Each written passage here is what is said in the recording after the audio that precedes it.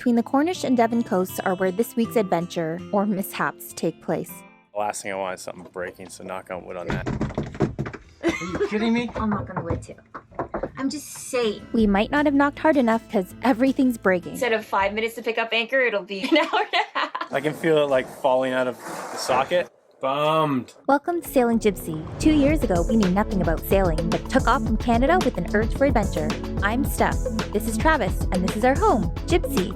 We moved quickly, and in a short time, have made it down south and even crossed an ocean. But we still have a whole lot more of the world to see.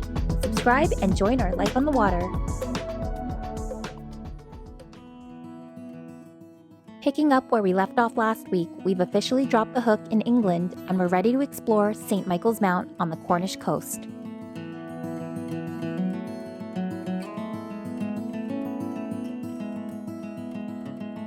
Just outside of a town called Morazian, I believe, and there is a tidal island to our starboard side where St. Michael's Mount is located, and it's this huge castle so high up on its own island, just really high up there, looks really grand. And you can purchase tickets online ahead of time to go check out the island as well as take a tour of the inside of the castle. What's neat is visitors normally will take a boat from the beach. They'll shuttle them to the island when it's high tide, but when it's low tide, you can just walk across this cobblestone causeway that they have that links the beach to the island. We're gonna obviously dinghy there ourselves, but we've already seen a lot of people walking by foot across the water. They've just been waiting for the tide to go out, and a lot of people have their pant legs rolled up and shoes off, and they're making their way over to the island.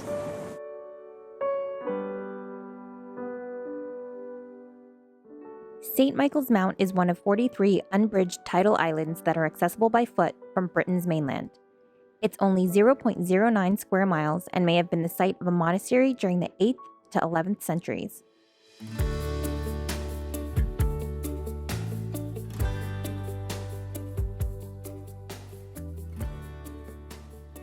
If this island looks familiar, you may have seen it in several movies. It was the Castle of Dracula, featured in Johnny English, James Bond's Never Say Never Again, and The Game of Thrones.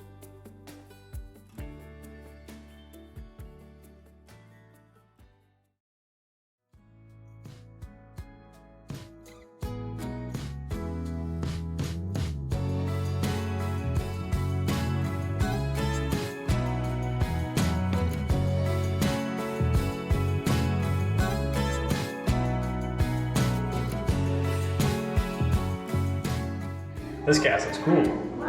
And they let you film.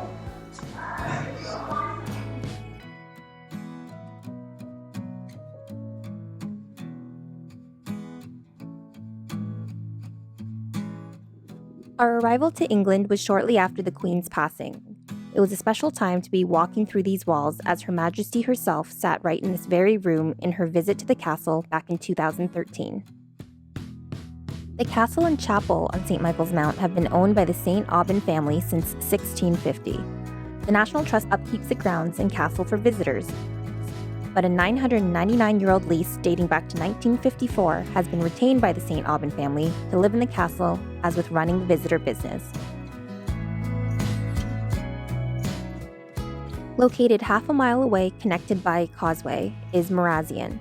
About 1,400 people call this town home. We walked the quick loop of the main strip where we saw restaurants, fudge, ice cream, and pastry shops prior to having to head back to our dinghy before the tide rose. We continue our way east to soak up the South Coast sunshine in Salcombe Harbor.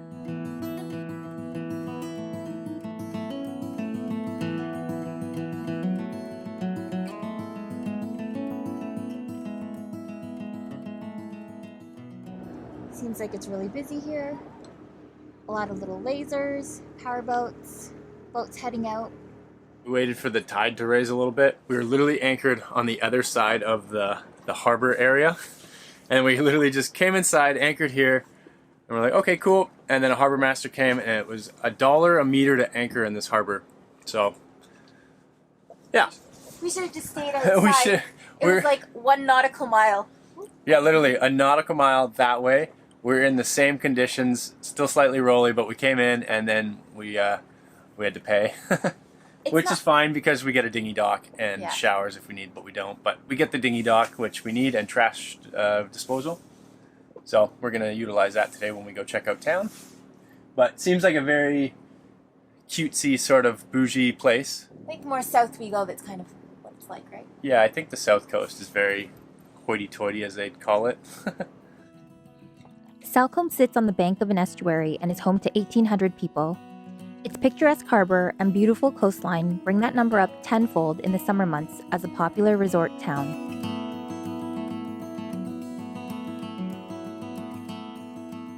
Anchored all the way at the very end, and we dinghied in past the dinghy docks and all of that, and then it continues on and it kind of does a Y, and there are boats everywhere.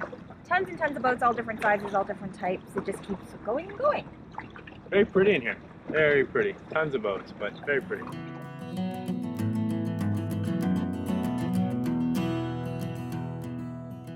They got floating everything. Floating fuel barge, floating rubbish.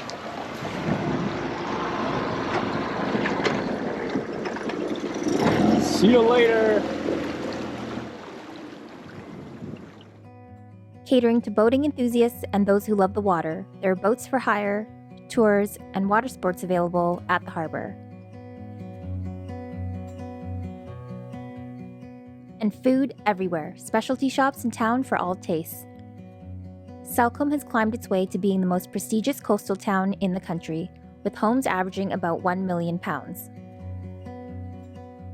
So I like this place so far. It's totally organic in the way you walk around the place. Like the way that the streets are laid out? Yeah, there's no rhyme or reason. It's just, there's a path to get to there. You just take it. It like squeezes through buildings, gets you to another spot. It's not gridded out or anything. It's really pretty.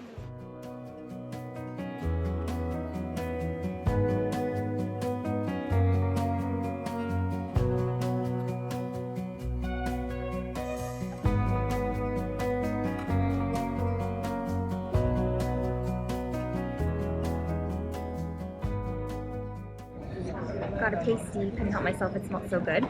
Got the traditional one, which is, what was it? Beef, onion, potatoes, and what was the other word she said? Leek? No, it was like sleen or I can't remember, started with an S. But it pretty much looks like a beef patty, and it smells delicious, so you can't really go wrong with meat stuffed bread. Pastry. Yeah. That's good. It's waiting for you to feed him or drop something. This guy's waiting real close. Oh, hello. Bye. So we just kind of followed the road in town there, went all the way past all these houses, and it ended up in this nice little trail. And I think the trail leads to this bay just outside of the harbor. To get into this area, it said you needed local knowledge because there's a sandbank that's 4.5 feet or something, and we're 5 feet.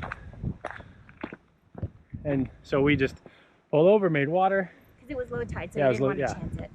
So we waited for the tide to go up, and then we came on through. But we're gonna go check this bay out again now, because one, it's a really nice walk, and see if it's calm enough for us to head out and anchor tonight, so then we don't have to pay money. You can faintly see it. It'd be a slight roll. Okay, so we just left the harbor. We came right outside to where we were, and it looks like the swell isn't too bad. Reason why the anchor locker is still open is we're picking up the anchor. Our windlass just turned off. We don't really know what's going on, so Travis is just down below trying to fix that right now, and really hope we don't need a new windlass. So it's not the fuse, which if it blows the fuse, then it means the motor was overworked. Didn't blow the fuse. It wasn't overworked though. No, it just stopped. Yeah, it wasn't overworked because as I was pushing the button and the anchor was raising, it was almost all the way up. It just had to seat itself. And I was about to tell Travis, yep, it's up, go. And then I looked and suddenly it just dropped. It went loose. And Travis was able to hand pull it back up, and then we motored out to this bay. But now we're trying to figure out what's wrong. Yeah, it was weird. Because he didn't struggle. It just skipped off the Jibsea and then just stopped. So maybe that abrupt stop. So unless you were still pressing up, and then it actually, the force that was forcing against it, like burnt the motor out, that'd be weird. I don't know. It is super old. It's not exactly like a, you know, a young and chipper windlass, but it was really good. I just have to pull everything out of the V-berth, which sucks because a lot of stuff, and then I have to pull the panels off, and then I just got to test to see if we get 12 volt to it, which I think we will, and if we do get 12 volt to it, then the motor's blown. We have an automatic up, but no automatic down. So ideally, to make our anchoring a lot easier, we'd love to have an automatic down. We just don't want to pay for a whole new windlass. So nonetheless, we'd still rather have this guy fixed over anything. So the shitty part is that if it is a blown motor, we could maybe find a new motor, but it's till when? How long are we gonna have to anchor and pull up the chain before we can get a new motor? But and we've been moving every day. These guns do need a workout. Maybe it's your turn now. Instead of 5 minutes to pick up anchor, it'll be an hour and a half. Okay. He went outside to press the windlass button, and that's what happens when we press it. It makes a noise. It's never made a noise before, so I'm gonna guess it's that. Although that thing looks ancient, and I have no idea what it is. Oh. It's a switch, obviously, of some sort, because when you press that switch, it probably goes to the fuse, and then the fuse probably goes to that. I don't know how it's all connected. I don't know how it's all like wired. I think I've seen that somewhere on our boat, like a spare part. No treasures in this bilge. I don't think we were able to find a spare part, were we? Nope. I've probably seen it in a store, thinking, hey, we have that. That's a really old part. We've been pretty lucky that there haven't been really any boat projects lately. Are you kidding me? No, I know. But I just mean, like, this is okay. This is one. Yeah, we've been cruising for 6 months now and haven't done anything to the boat. I'm not gonna wait too. I'm just saying. I don't want them. Yeah. Well, if it's just a fuse, hopefully that's all that it is, and we can just find a replacement fuse, right? Yeah. Well, it's funny on a boat. When you get something that doesn't work, it's just like it feels like it's the hugest problem. Parts are really hard to find. Love it when it's just a small little thing. Yeah. So I did some research last night. Found out this is a thermal breaker switch. So it's a little different than a normal breaker switch. But I thought it was a fuse, and if a fuse blows, you have to replace a fuse. But a breaker switch just trips, and then usually you can reset it. So knowing that, I was wondering to myself, why can't I reset it? And there's a little red button here. Didn't look like a button, and it was unpressable. Like it was just stiff. And I got two other little 50 ones on the wall here, and they kind of pressed a little bit. So I knew it was built in the ways of the old, and how you used to fix things was with a hammer. So I gave it a good whack, obviously not with a hammer, but with my hand I gave it a good whack. And now the button is pressable, and I plugged it in and it works. So very odd, but yeah, so I just gave it a smack and it worked. So I'm just gonna reassemble it all and we're good. Bob's your uncle. Bob's our uncle, yeah. So, good stuff.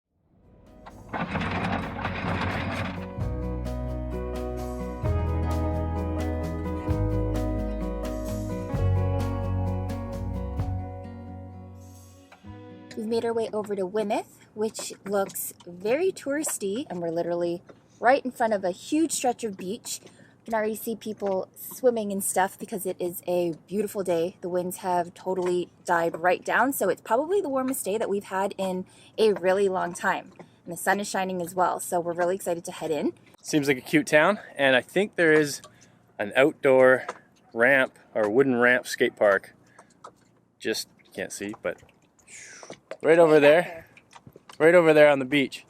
So I think that's a must that I gotta take my bike in, and that's why we're gonna go out and ride around and check it out. Dust off the old rusty girl and see if she'll stay together for your moves. Yeah, I'm all scared. The bike has been sitting wet. Salty. Things rust, and yeah, last thing I want is something breaking. So knock on wood on that.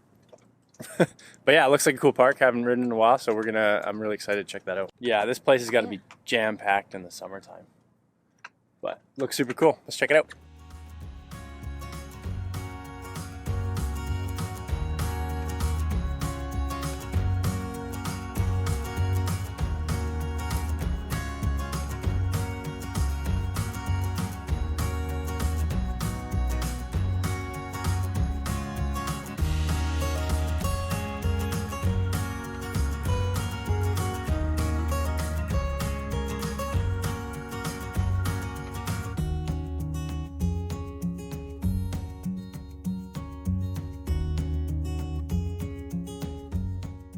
Colorful beach huts and Georgian houses line the iconic Weymouth beachfront.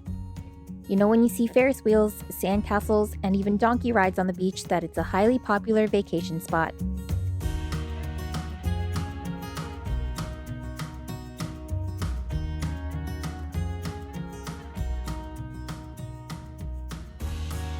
You're not allowed in. They're closed. No!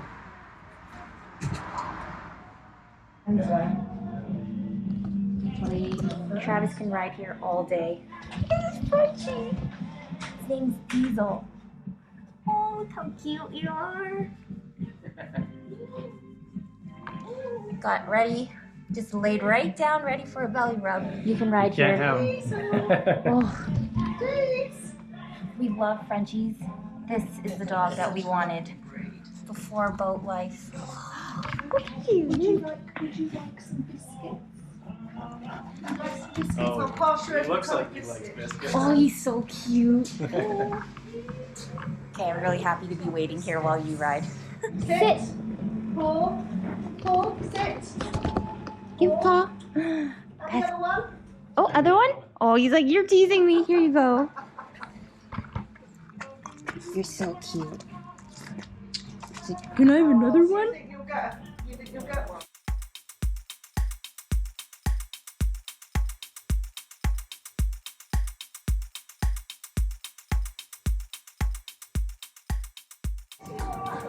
Well, how was your sesh? All of 5 minutes. Felt pretty hard. Like, harder than I've fallen in quite some time. But now I can't move my shoulder. And usually I can move through things. So, I don't know what it's doing. Fell from the top to the bottom, to my head and shoulder. Yeah, I gotta warm up a little bit more, I think. A little bit longer. And just getting all excited. I always do that. Haven't ridden in a while. I get super excited when I'm at somewhere that looks like you can go big, and Now he has to go home. Go big or go home. He went big, he's going home. that's really it. Go big or go home. I'm going home. Do I need to carry your backpack for you then?